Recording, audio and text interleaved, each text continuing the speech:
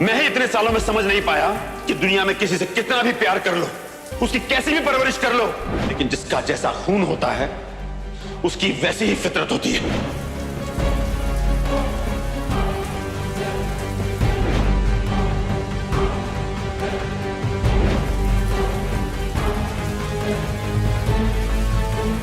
तुझे जितना पैसा खर्च करना है कर ले, उसकी दाल रोटी का इंतजाम कर दे, उसके बाद खत्म कर दे इस शादी को।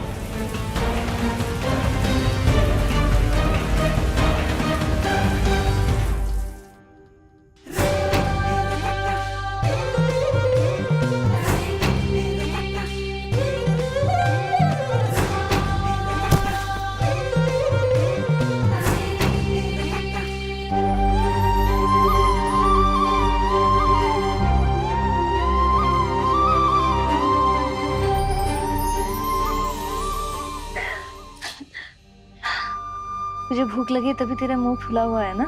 मेरा मुंह इसीलिए फुला हुआ है क्योंकि इतनी देर हो गई है और अभी भी आर्यमन सर को याद नहीं आया है। तू भूखी है, एक बार भी तुझे पूछने नहीं आया आर्यमन सर।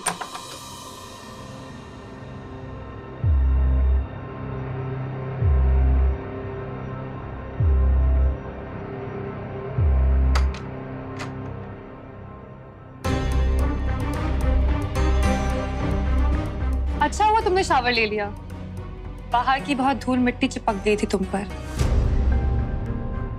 वैसे तो पूरा परिवार साथ मिलके बैठ के खाता है, पर तुमने जो किया, I mean, जो हुआ, उसके बाद किसी का मूड ही नहीं है खाने का। तुम्हें ये करने की जरूरत नहीं थी अनन्या, किसी हाउस हेल्प को बोल देती, वो ला देते। बैठो, मुझे करना था तुम्हारे लिए, मुझे अच्छा लगता है।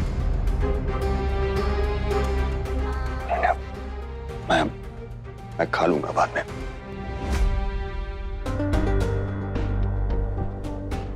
अब क्या इतना भी हक नहीं है मेरा? ऐसी बात नहीं है अनन्या। तो फिर चुपचाप से बैठ के खाना खाओ। बैठो। भले ही हम कपल नहीं बने, मुझसे मेरा दोस्ती का हक मत छीनो प्लीज। इस हक से ख्याल रखेंगे आर्यमन सर मेरा। और जब हम वहां थे तब हमारा ख्याल कौन रखता था? और सिर्फ इस घर पे आने के बाद तू ये क्यों उम्मीद कर रहा है कि सब लोग हमें सर पर बिठा कर रखेंगे?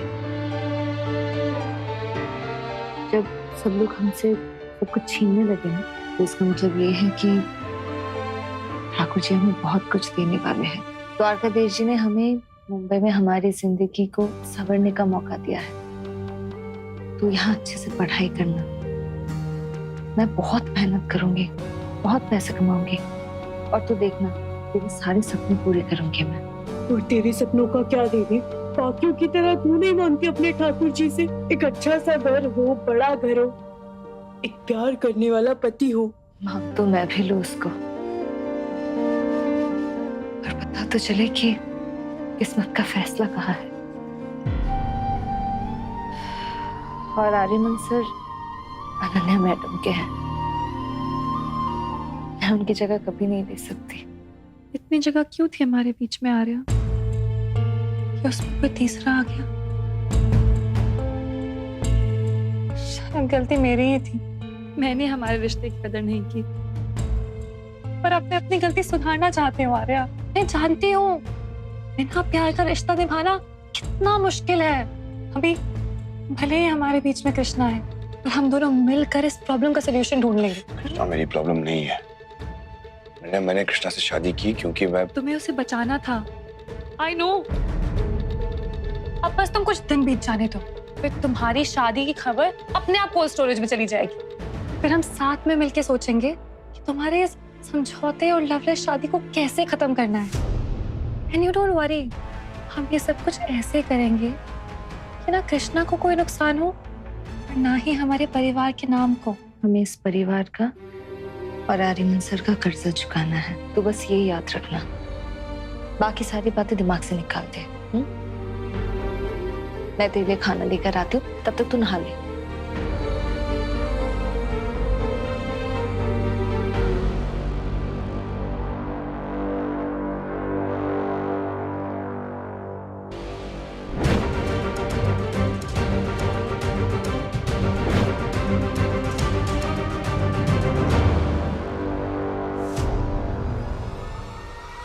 कृष्णा ने खाना खाया? हाँ, और धनिया से कह के गेस्ट रूम भी रेडी करवा दिया है। वैसे अजीब बात है ना, वो यहाँ है भी नहीं, फिर भी तुम्हें उसकी फिक्र है। क्यों?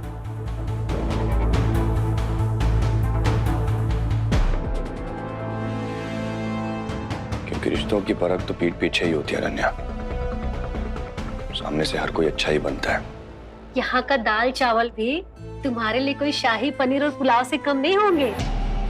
प्योर ऑर्गेनिक है। ऑर्गेनिक समझते हो ना तुम? का इंग्लिश नहीं आती है? हमें इंग्लिश आती है। ऑर्गेनिक का मतलब पता है मुझे। दीदी, ऑर्गेनिक मतलब वो खाना जो बिना किसी कीटनाशक और मिलावट के उगाया जाता है। हाँ, इसीलिए तो बहुत महंगा होता है ना। देखो, इस घर के लोग ना मालिक और नौकर में बिल्कुल भी फर्क नहीं करते, तो इसीलिए तुम लोग रोज बढ़िया बढ़िया पकवान रोज अच्छे से ठूसना। क्यों कृष्णा, ठीक है ना? तुम दीदी को कृष्णा क्यों बुला रही हो? इस घर की बहू है वो, इज्जत दो उसे। मैडम या भाभी बुलाओ।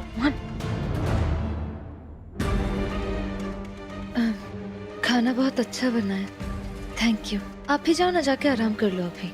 हाँ, जबान चला चला कर थक गए होंगे ना। मोहन, कोनो बात नहीं, काम तो हम तभी कर सकते हैं ना जब तुम मेरी प्लेट को धो दोगी। धो दोगी का? ये भी कोई कहने की बात है? मैं धो दूंगी, आप जाके आराम कर लो। अच्छा चलो, हम जाते हैं ना, खाने के मजे लो, खाओ खाओ।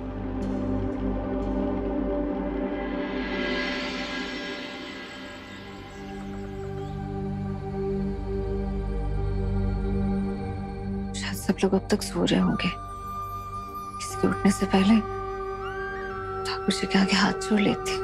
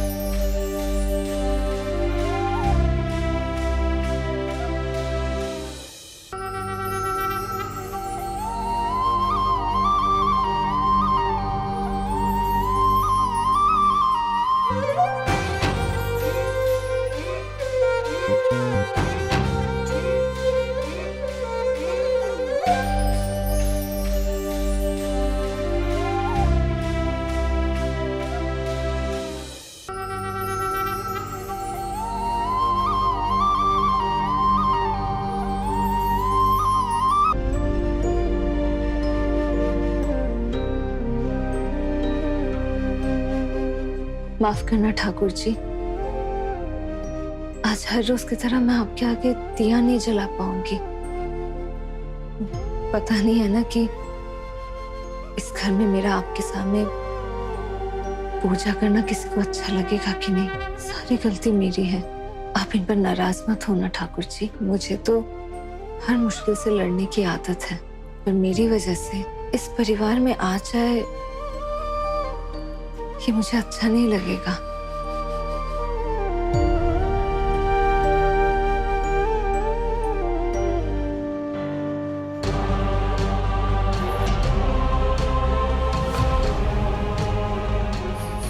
सॉरी दादी, वो मैंने दिया नहीं जलाया, बस साफ किया। मुझे हर रोज सुबह उठ के पूजा करने की आदत है ना।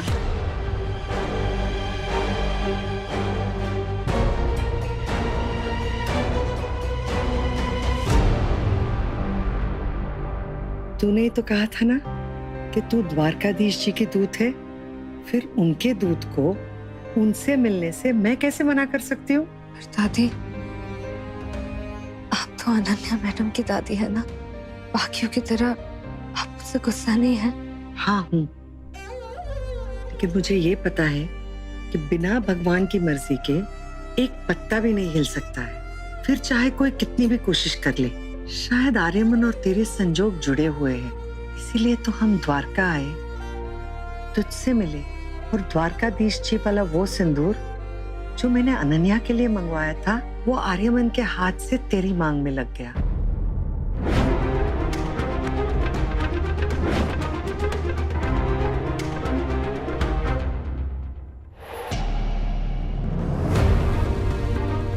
अरे तूने सिंदूर क्यों नहीं लगाया है?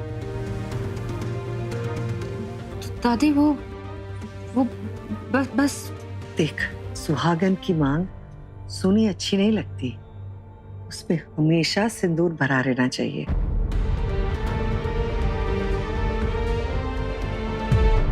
लो, लगाओ सिंदूर।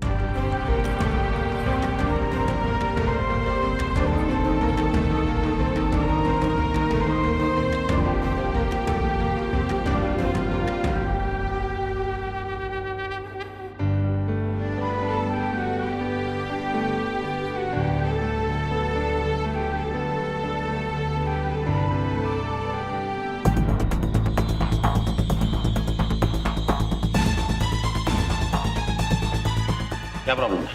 सर, हमारे कंपटीटर्स मीडिया में ये बात फैला रहे हैं कि आर्यमन सर की शादी की प्रेस नोट जो रिलीज की थी वो बस एक दिखावा है। लोग तो ये भी कह रहे हैं कि अनन्या मैडम और आर्यमन सर की शादी की अनाउंसमेंट तक के लिए हमने एक शानदार पार्टी दी थी, पर कृष्णा मैम से शादी के बाद ना तो कोई पार्टी हुई ना कोई सेलिब्रेशन।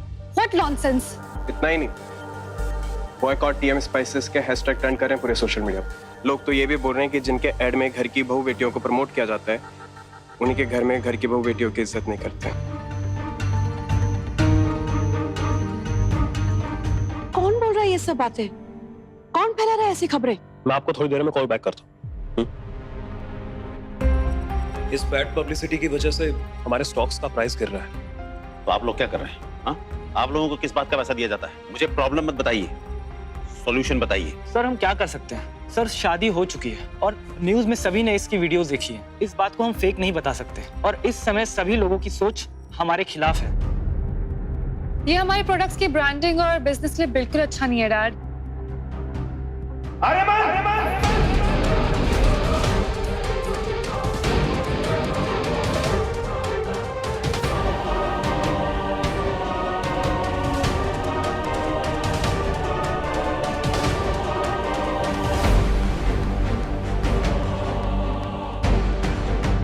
क्या हुआ अंकल?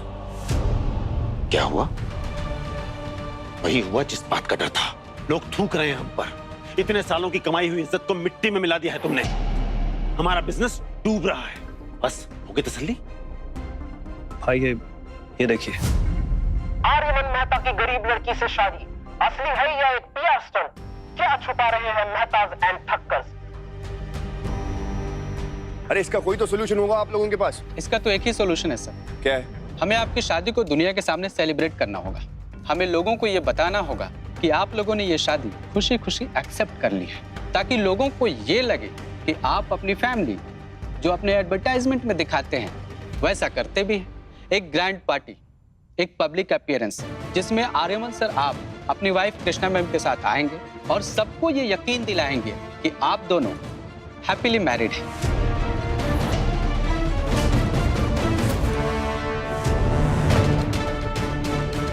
ऐसा कुछ नहीं होगा, समझ में आया? कैसे पूरी दुनिया के सामने झूठ दिखा सकते हैं? कैसे? मतलब मैं और कृष्णा कपल बनकर जाएंगे। आप बस ग्रैंड पब्लिक अपीयरेंस की तैयारी कीजिए। आर्यमन और कृष्णा हंसते हंसाते हाथ में हाथ डालकर मीडिया के सामने जाएंगे।